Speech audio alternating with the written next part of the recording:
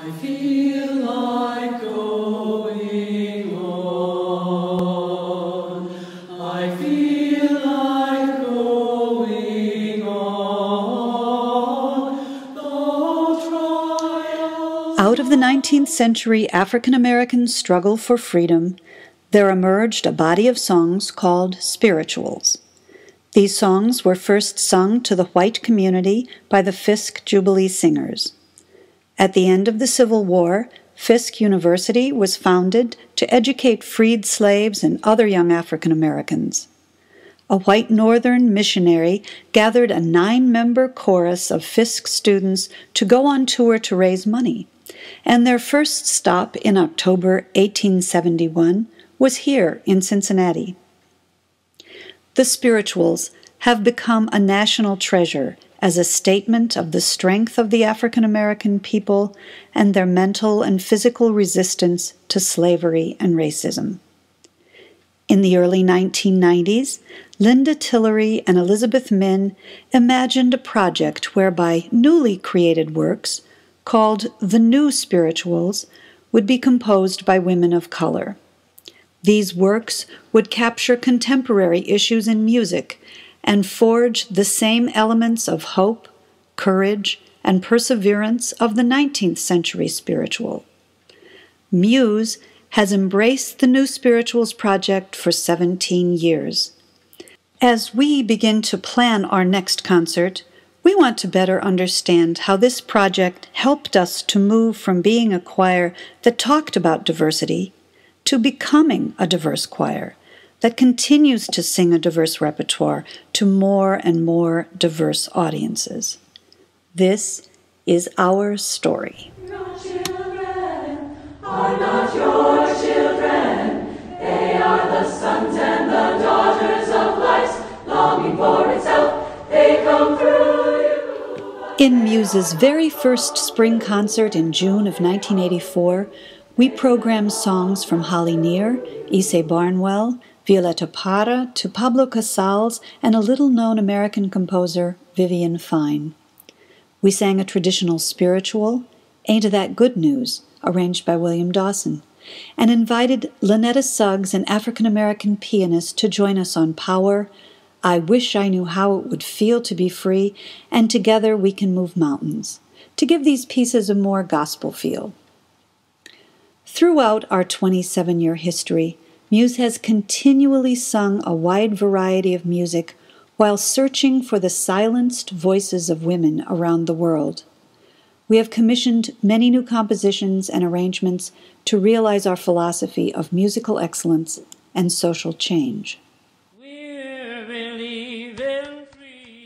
In 1986, MUSE began performing Ella's Song, a tribute to Ella Baker's legacy of organizing against exploitation, racism, and injustice. In 1988, Bernice Johnson Reagon held a workshop with MUSE where we learned 2 of her South African freedom songs, Biko and a Zanian freedom song. MUSE sang to support the end of apartheid in South Africa and performed for Bishop Tutu and the UN representatives of the African National Congress. Somewhere there's a child a-crying, somewhere there's a child a-crying, somewhere there's a child. In our 8th season, we recorded our first CD, Coming Into Our Voice, and we used that voice to speak out. In our spring concert, we sang I'm Gonna Stan, challenging our audience to take a stand against racism. We also sang Marie about a lesbian high school student's right to take a female date to the prom, Columbus Lied, to commemorate the 500th anniversary of Columbus's invasion of the New World, and The Letter, about losing a friend to AIDS. We revised our philosophy statement and added a new sentence. We are women loving women. We are heterosexual, lesbian, and bisexual women united in song.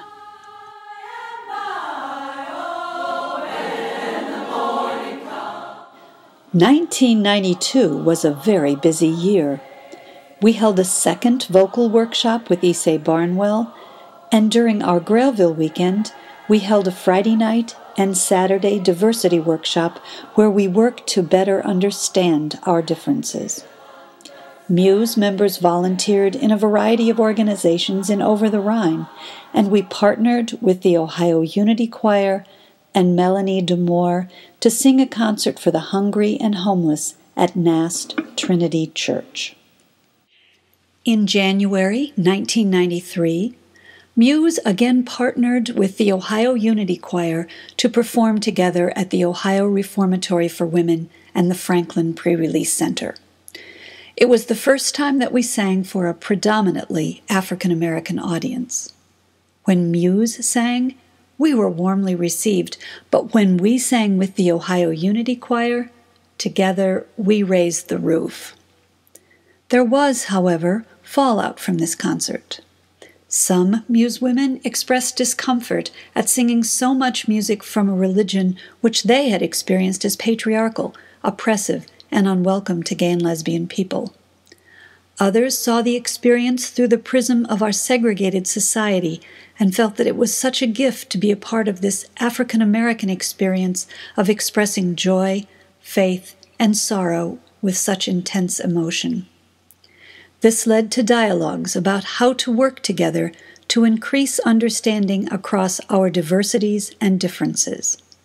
A white anti-racist allies group formed and spent the summer reading James Cone's The Spirituals and the Blues and talking about how we can grow in our understanding of racism and in our ability to speak out against it. We will not bow down to racism. We will not 6 months after the prison tour at the 7th Sister Singers Conference here in Cincinnati, we invited Ysaye Barnwell, Jackie Rago, Erica Luckett, and Melanie DeMoore to share the stage with us on opening night. Angie led a workshop looking at our racism, some first steps, and Gilda created space for women of color from all the Sister Singer choirs to come together. Kathy took the leadership on a panel about supporting diversity in women's choirs. We learned about and spoke out against cultural appropriation when an all-white choir took Swing Low, Sweet Chariot and performed it as Sing Low, Second Altos and made it into a show choir tune. Ysaye Barnwell wrote a follow-up statement about the Sister Singers Conference called Reflections from a Colored Woman that continued to help us grow in our understanding of African American culture.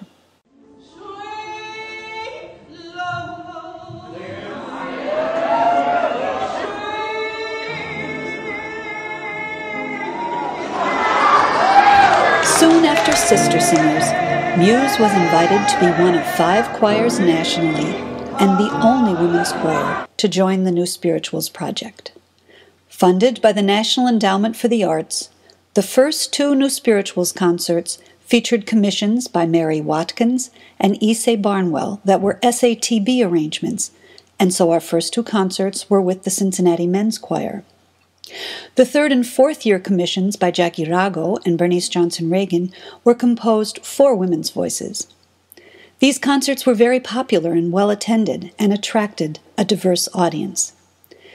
After the national funding ran out, MUSE was the only choir that continued to commission New Spirituals and produce a concert with Linda Tillery and later her Cultural Heritage Choir. In a typical New Spirituals concert, MUSE would sing the commissioned work and a short program of music. Linda Tillery would perform a wide variety of African American traditional music in a lecture demonstration style, and MUSE would join her as she led congregational singing. Through these 17 years and 12 concerts, we have learned so much.